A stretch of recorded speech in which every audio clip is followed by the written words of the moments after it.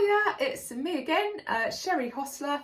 I am the author of the novel Hypnotic, my debut novel, which has just hit the shelves on Amazon. It's in paperback and on Kindle, so go and check it out. Here is part 2 of chapter 1. It's a lot shorter than the first bit. We're just looking at how Tom is dealing with the morning after the night before. Got a feeling it's not going to go too well for him, but here we go. Everything felt loud as the dawn chorus of birds clamoured for attention, and light filtered around the edges of the curtains, making Tom want to vomit. The sudden rainfall that followed muffled the birds a little, but pounded like drums against the window pane. Tom could hear Gemma moving about downstairs in the kitchen, and he traced her movements around the room by sound.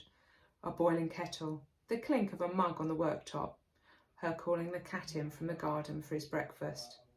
He was filled with a familiar feeling of guilt, but as usual, he didn't know why. Forcing his aching body out of bed, he wrapped his dressing gown around himself, blanketing the acidic smell of stale alcohol that emanated from his pores. He struggled to tie the cord as the sore knuckles of his right hand protested against the movement, and his brain tried to reach for the memory of why. It came back empty-handed. Moving slowly, he eventually joined Gemma, who was standing at the window in the lounge, both hands clasped around a mug of tea. As he entered the room, she turned to face him with words he had dreaded for the longest time. "I just can't take this anymore, Tom." She crossed the room and her body seemed to collapse in on itself under the weight of her words as she lowered herself onto the sofa. As was her habit, she curled her legs underneath herself, the stiff denim of jeans chafing against the worn leather. Tom gritted his teeth. If he was honest with himself, he was surprised it had taken her so long to come out with it. After all, their lives hadn't exactly panned out how they were supposed to. Only 6 months married, and instead of building a proper future, they were here, uprooted from everything they had once known.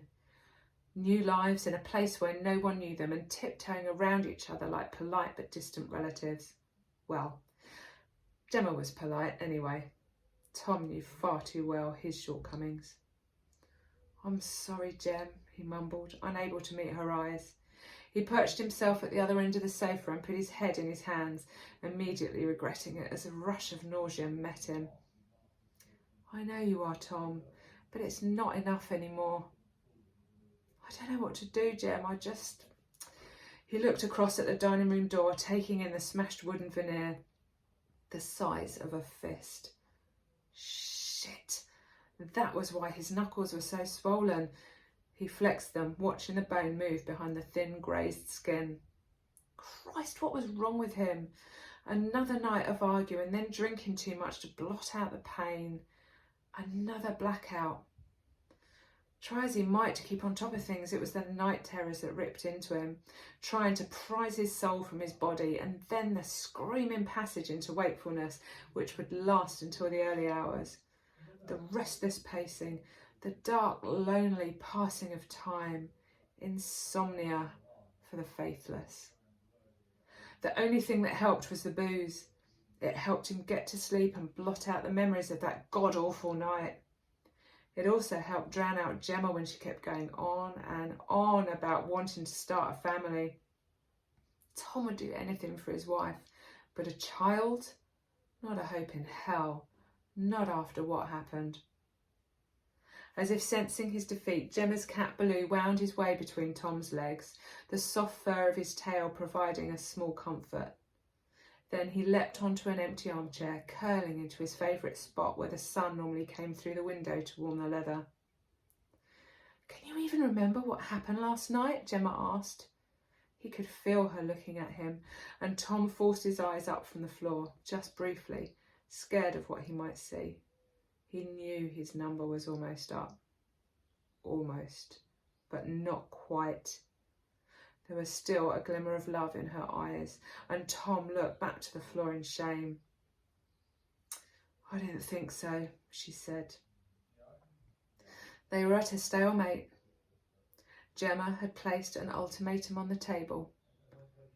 and he had placed a hole in the dining room door. So there we go. It's not going too well for Tom at the moment. The next chapter I'm going to release is actually from Bethany's point of view, who is a new and challenging character, shall we say.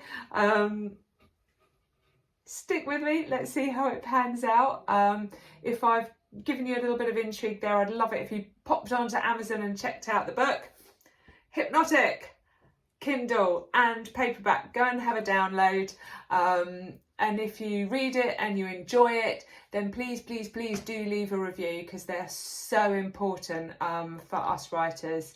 Every review is appreciated, even if it's not 5 stars, preferably not 1 star, but hey, that's not going to happen, is it?